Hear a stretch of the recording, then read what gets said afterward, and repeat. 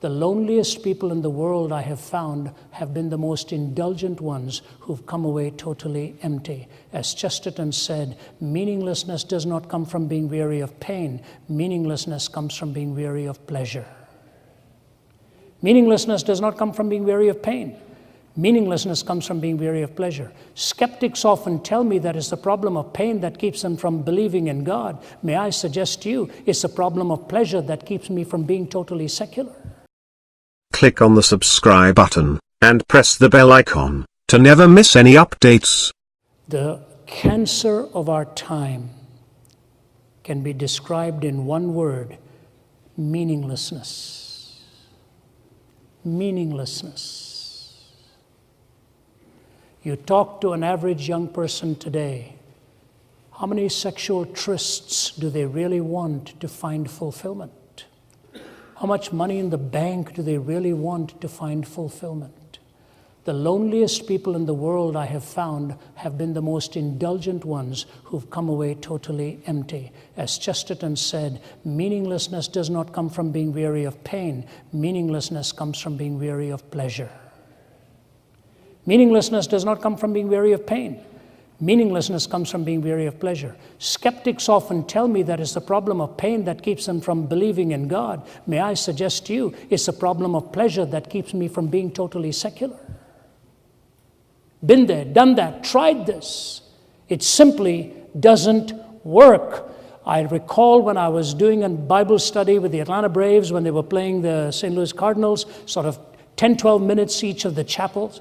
And I walked in there, and I closed with this. I said to them, you know, fellas, there's nothing like walking into a room and being the only one who fails the physical.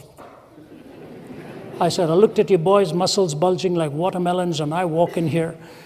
I'll never forget the line of my wife once when I gave her a nice, good hug. She smiled, hugged me back, and said, you know what? You have the arms of a thinking man.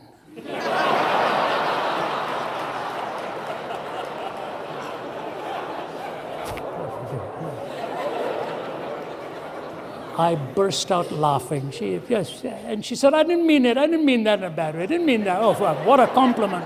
What a compliment. I said, I'll do my best to make these the arms of a non-thinking man. So I said, guys, I can't talk to you about baseball. You guys hit a ball long before I know it's even come. So I'm not going to talk to you about that. I said, here's what I want to talk to you about. How to live your life on the road, because I've probably lived that longer than any one of you sitting in front of me. They leaned forward and started to listen. One of the most notable players from one of the teams, multi-million-dollar contract, walks up towards me, and he puts his hand on the back of my neck like this, and then puts his head on my shoulder and starts to sob. And my travel assistant, knowing it was a very precious moment for him, just walked away into the distance, and he looked at me and he said, Ravi, I have more money than I ever thought I'd have, but I want to tell you I've lost everything of real value in my life. I wished I'd applied the principles you gave us today long before. Are we on the highway to abandonment with pleasure without principle, pleasure without boundaries? Think about it. Think about it. You can't have everything. You can't. Meaninglessness is the plague of an average university student around the globe today. I could find better ways to make a living than what I'm doing. But this is a calling. This is a conviction.